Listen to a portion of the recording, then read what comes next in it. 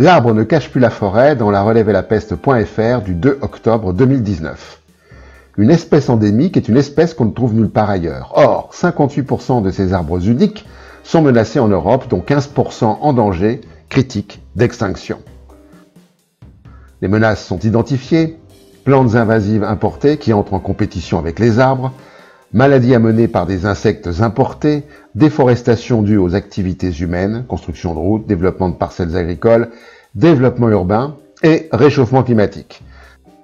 La forêt n'est pas qu'un assemblage d'arbres, mais un vaste écosystème abritant un grand nombre d'organismes, tous en interaction. C'est pourquoi les injonctions dites vertueuses du type plantons un arbre ne font que masquer la réalité du désastre. L'ONU s'effraie dans franceinfo.fr du 14 janvier 2021. Le 14 janvier 2021, l'ONU enjoint les humains à faire la paix avec la nature. On le sait, 2020 a été l'année la plus chaude jamais enregistrée malgré le phénomène refroidissant de la Niña. Peter Itala, secrétaire général de l'Organisation météorologique mondiale, déclare qu'il est manifeste que le changement climatique induit par l'homme est à présent aussi puissant que la force de la nature. Et la NASA d'ajouter: nous avons fait l'expérience directe de la façon dont la chaleur s'exprime sur notre planète. Les grands incendies, les ouragans intenses et la fonte des glaces que nous avons connus en 2020 sont les conséquences directes du changement climatique provoqué par l'homme. Gavin Schmidt, directeur de l'Institut des études spatiales au centre Goddard de la NASA, conclut: ce n'est pas la nouvelle norme, c'est un prélude de ce qui va suivre.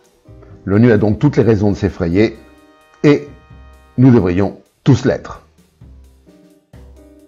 Les puits de carbone ne sont plus sans fond dans ouzbekerika.com du 20 janvier 2021. Pour la photosynthèse, les plantes absorbent du dioxyde de carbone et relâchent une partie du CO2 capté dans l'atmosphère. Elles libèrent moins de dioxyde de carbone qu'elles n'en séquestrent. C'est pour cette raison que les forêts tropicales, prairies, toundras, etc. sont considérées comme des puits de carbone. Elles absorbent au moins un tiers de l'ensemble des émissions de carbone d'origine humaine. Dès que les températures s'élèvent au-delà de 27 degrés, la photosynthèse ralentit. Dès lors, les écosystèmes se mettent à relâcher plus de carbone qu'ils n'en capturent. Le passage du statut de puits de carbone à celui d'émetteur est appelé tipping point. Une étude publiée mercredi 13 janvier 2021 dans la revue Science Advances par des chercheurs de plusieurs universités, Burson, Arizona, Woodwell Climate Research Center, Waikato, indique que si les émissions de gaz à effet de serre continuent d'augmenter au rythme actuel, près de la moitié, 45% des écosystèmes de notre planète pourraient franchir d'ici 20 à 30 ans ce fameux tipping point. L'ONU a une raison de plus de s'effrayer. L'industrialisation des sols dans reporter.net du 19 janvier 2021. La programmation pluriannuelle de l'énergie prévoit d'ici 2028 de quadrupler la surface au sol dédiée aux centrales photovoltaïques, qui est aujourd'hui de 10 000 hectares au sol et 5 000 de toiture. Les développeurs se tournent vers les solutions les plus rentables, les parcs au sol sur de grandes surfaces dont le coût est estimé entre 45 € dans le sud du pays et 65 € dans le nord, le mégawatt. Ils s'attaquent aux sols agricoles et les détruisent bien qu'ils s'en défendent. Les arbitrages entre le fantasme de la transition énergétique et la souveraineté alimentaire dont on sait quel est l'enjeu majeur des années à venir semblent, comme d'habitude, pencher vers le business au détriment de l'intérêt général.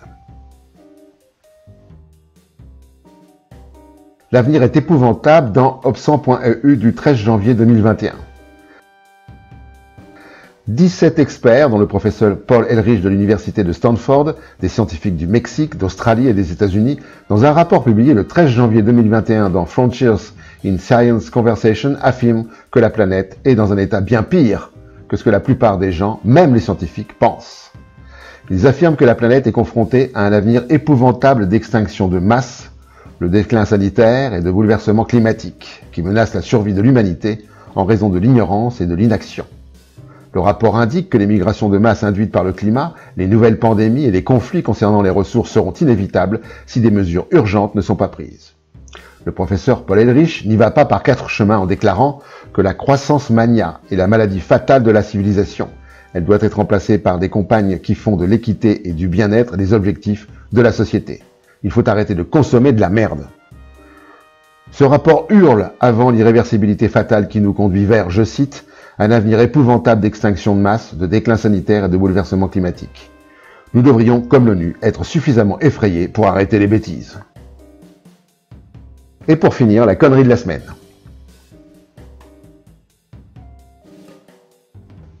À la prochaine fois.